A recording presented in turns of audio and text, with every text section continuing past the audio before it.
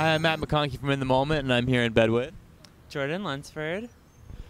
Jordan. How do you think the attitude about HIV has changed in general over the years? Well, I think it has. I was actually talking to someone the other day, and he was saying he lived in the time period when people, like, they would go to a funeral like every week because their friends were like dying from AIDS. Because, you know, they're having sex in the 70s and 80s, you know, unprotected and everything. And people don't really experience that so much anymore, so it's kind of like numbed. I mean, I think there are groups of people who are really safe and think about, like, you know, it's definitely in their conscience and then, or conscious mind, whatever. And then there are people who don't really think about that so much. And in your own group of friends, is it something that is on your conscience, or is it on the radar at all? Oh, definitely. Yeah.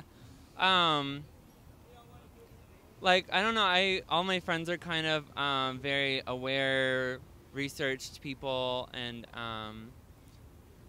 I think it is an issue that maybe needs to be brought back into light a little bit, because apparently I think it has gone on the rise again after it, like, dwindled, which is not So, good. what are things we can do to continue to, you know, spread awareness and educate people? Well, I think this is definitely helping, you know, grabbing people. Set up a bed on the corner of San Vicente. Yeah. Really anything, like, I think this is a great idea because anything that kind of catches people off guard, like, why is there a bed, like, on the corner of the street, you know? You have to have that kind of shock value or whatever. Something that gets people talking. Yeah. And do you have a sort of rule of thumb about how often you should get tested? Well, you really should after every time you have sex, because, I mean, like, say you have sex with, like, 4 people in 1 week, and you get tested after that, and then it's like, okay, well, if you test positive, then which one of them is also positive?